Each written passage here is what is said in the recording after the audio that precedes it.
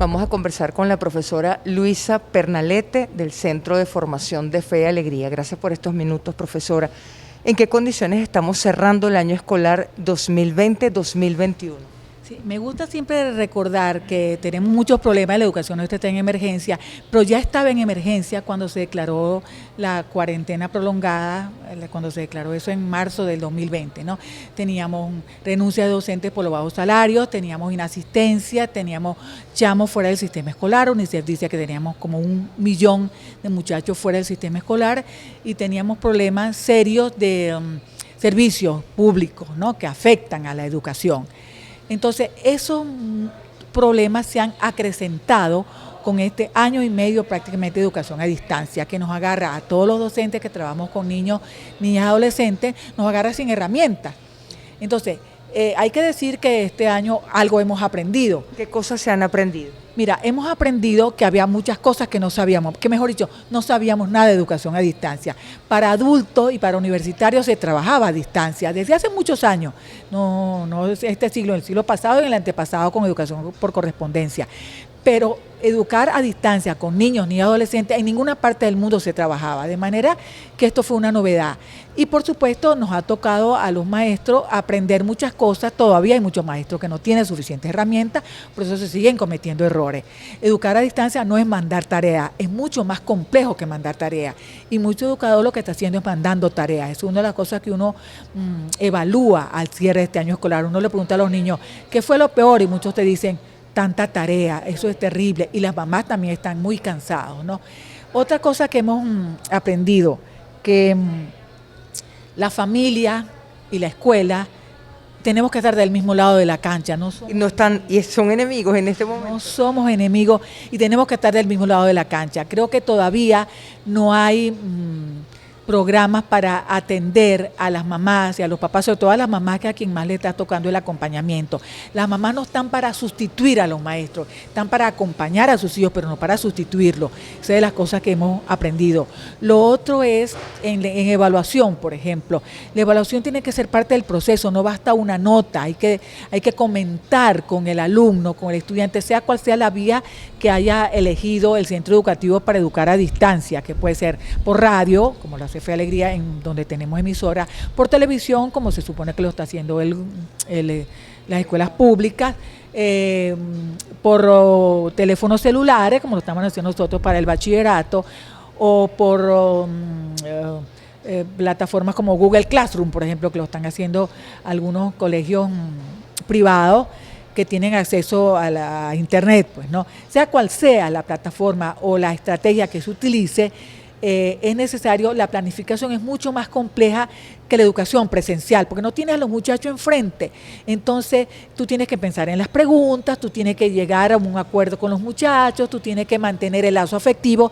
De las cosas que hemos aprendido, que el lazo afectivo no se puede romper. ¿Se puede mantener a distancia el lazo afectivo? Se puede mantener a distancia, empezando por saludar. Tú no puedes llegar el lunes como si aquí no ha pasado nada, tú no puedes llegar después de Semana Santa como si aquí no ha pasado nada.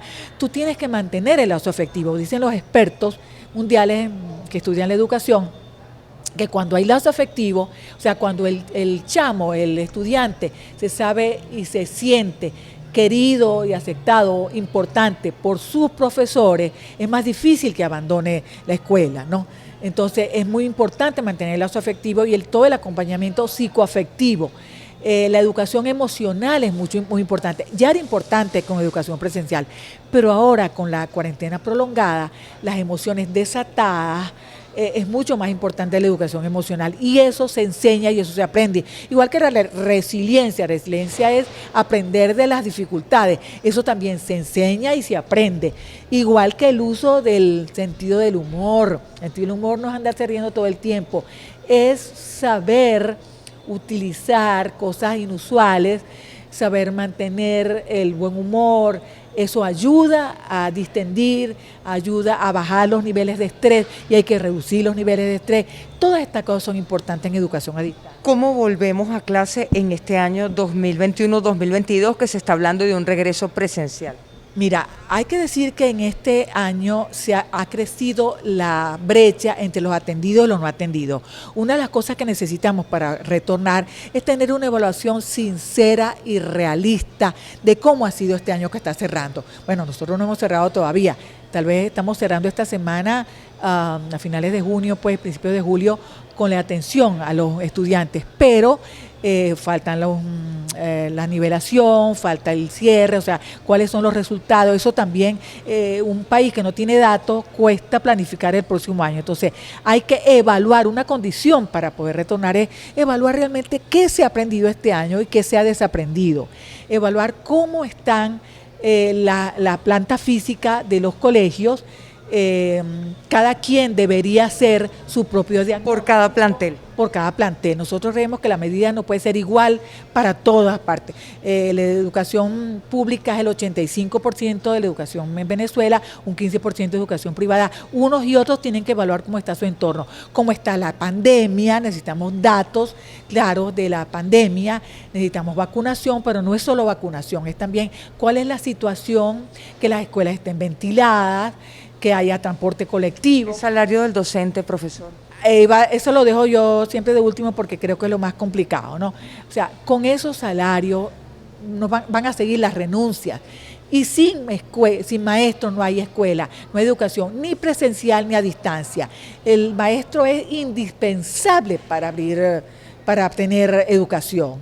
Y educar no puede ser cosa de cualquiera. El primero que pase es venga usted y lo agarro y usted, chamba juvenil. No, perdónenme, pero se necesita gente preparada, porque además educación a distancia, ya sea que sea a distancia que sigamos, o ya sea híbrida, o sea, semipresencial, es mucho más complejo que incluso que la educación presencial. Entonces necesitamos los retos para el próximo año es buscar a los que no están, reducir las brechas y no incrementarlas, más bien no acrecentarlas.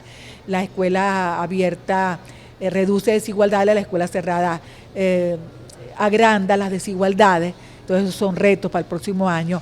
Entonces el retorno no puede ser así, digamos, a lo loco, pues. Y nosotros pensamos que no puede ser igual para todo el mundo.